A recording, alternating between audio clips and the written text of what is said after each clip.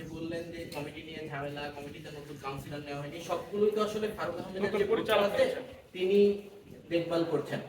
তার বিরুদ্ধে আপনার একটা ক্ষোভ আছে, একটা অভিযোগ আছে। আবার আপনি তার কাছে সকল পরিচালকের বিরুদ্ধে আছে না, সকল ফারুক আহমেদ এটা একা সিদ্ধান্ত গ্রহণ করার ক্ষমতা নেই। আপনি সেই বোর্ড প্রেসিডেন্টের কাছে এবার চিঠি লিখছেন, মানে আবার আপনি আর্জি জানিয়েছেন, মানে পুরো ব্যাপারটা এখানে একটা কনফ্লিক্ট হয়ে গেল না?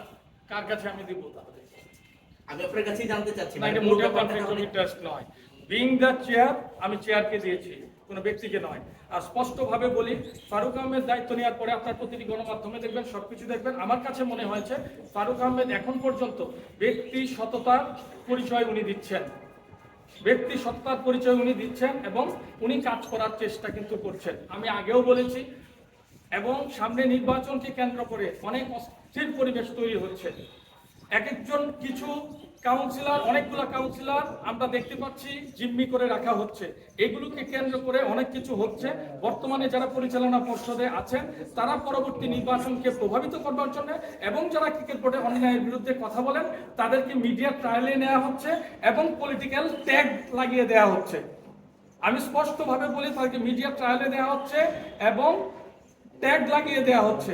আমি আমার এন্টায়ার কেরিয়ার, আমি একটা রাজনৈতিক আদর্শে বিশ্বাস করি। আমি গত 17 বছর যাবৎ আমি ওই জায়গায় বিলং করেছি। কেউ কোনোদিন ক্রিকেট বোর্ডে আপনারা কোনোদিন কেউ দেখতে পারবেন না।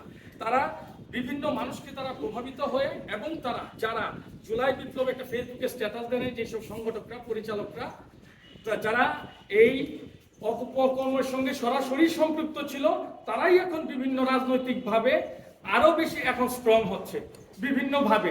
তারা আপনারা দেখতে পাচ্ছেন গণমাধ্যমে বিভিন্ন প্রোগ্রামে যাচ্ছে, সবকিছু যাচ্ছে।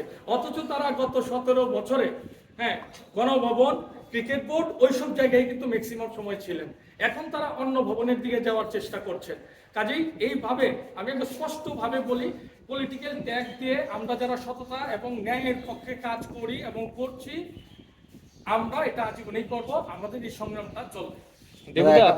সেটা হচ্ছে যে আপনি যে চিঠিটা দিয়েছেন, ক্লজগুলো যদি বলেন যে সেখানে কি কি বিষয় উল্লেখ আছে, আপনি যে চিঠিটা বোর্ডকে দিয়েছেন সেখানে ওই মিটিং এ যা কিছু হয়েছে স্পষ্টভাবে উল্লেখ আছে এবং আমি এটাও উল্লেখ করেছি, বারবার বলছি, এই মিটিং এর অডিও ক্লিপ আছে। আমার বিরুদ্ধে যদি 30 জন বলে, 40 জন বলে, অডিও ক্লিপটা প্রকাশ করে ফেলুক।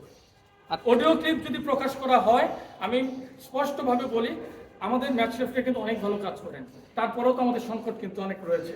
ম্যাচ রেফারি আপনি দেখবেন অনেক সিনিয়র প্লেয়াররা যারা রিনাউন, তারা আসতেছেন না। ওরা যতদিন পর্যন্ত এই জায়গাটাতে না আসবে, এই সেক্টরটার কিন্তু উন্নতি হবে না। কাজেই আমি চাই অডিও ক্লিপটা প্রকাশ করো, অডিও ক্লিপে সবকিছু আছে। অভিযোগগুলো কি কি? আমার চিঠিতে নিয়ামত রশিদ রাহুল যেরকম আমার সঙ্গে উচ্ছৃঙ্খল এবং অসত্য ভাষায় গালিগালাজ করেছেন, আমি সেটাই বলেছি।